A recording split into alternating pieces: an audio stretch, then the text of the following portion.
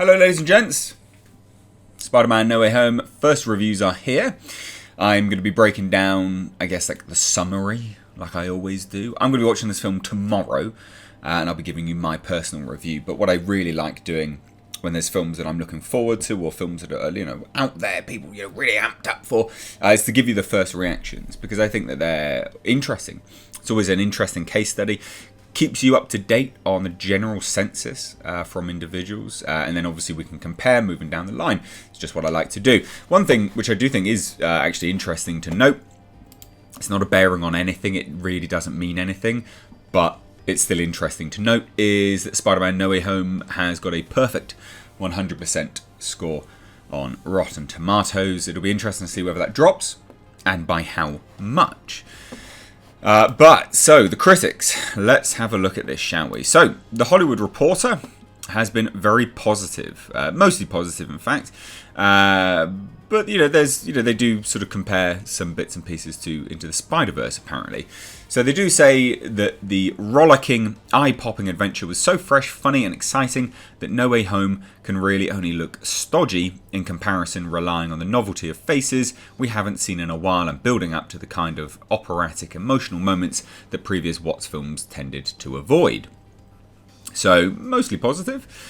Variety stated that Spider-Man No Way Home provides enough resolution for the past 2 decades of Spider-Man adventures that audiences who've tuned out along the way will be rewarded for giving this one a shot. What could that be? Sort of taking a little bit of a stab at there. Deadline were absolutely over the moon with this, in fact. They said that this movie is a holiday gift, not only to moviegoers, but also to exhibitors, because if ever there was a film poised to save the movie business, just like Spidey always saves the day, it is this splendidly crafted endgame. There seem to be some teasers in there of a collaborative approach, doesn't there? And interestingly, they literally say to moviegoers, but also to exhibitors, They think that this is going to absolutely smash it. And the predictions for this are insane numbers. Genuinely insane numbers. Now, we also had IGN. They give it a score. Now, I don't like to score out of 10. It's not something I like to do. But they actually gave it an 8 out of 10. And their summary of it basically says that despite Spider-Man No Way Home having struggles with some tired superhero tropes, everything else about it will leave fans grinning ear to ear. Very, very positive. I've not seen anything really negative, to be fair. There is one or two, but they're still quite high on their sort of star awards that they've given it. And we'll get to them in a moment. Den of Geek gave the movie a 4 out of 5, saying No Way Home features Holland's best work as Peter and Spidey to date, with the film driving him towards emotional extremes he has never previously touched. And that's one of the things I'm looking forward to in this film, is seeing Tom Holland actually, show his range. He's a relatively decent actor, and I'm keen to see his range. I'm genuinely keen to see his range, because it's not something which has been explored that much in the films. He's never really had that much of an opportunity to show off his acting chops in his biggest role, which is surprising. But hey, look, at least that seems to be pointed out there, so that's good. Now, Cinema Blend gave it a 5-star review, and they said that it is one of the greatest Marvel adventures to date. Be intrigued to see whether that relates to any of the other parts of the Marvel universe, or whether it relates to the Sony Spider-Man universe. That's the interesting element there, I think, personally.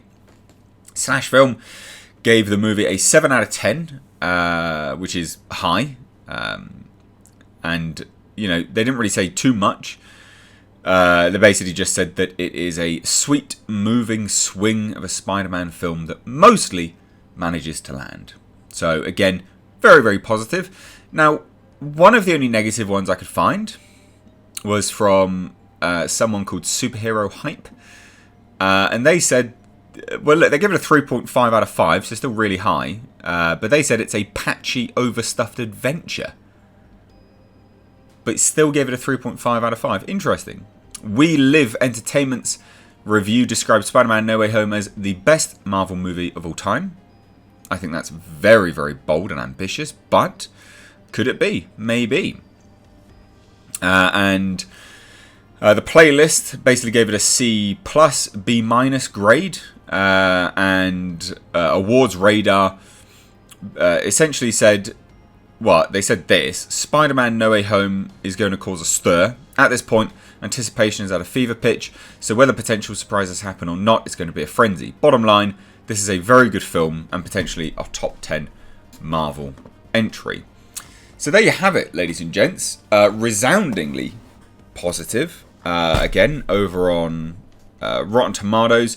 Rotten Tomatoes is an interesting thing because the other movies, so Spider-Man Homecoming has a 92% score, Spider-Man Far From Home is 90%, and Spider-Man Into the Spider-Verse has stayed at 97%. Into the Spider-Verse is fantastic.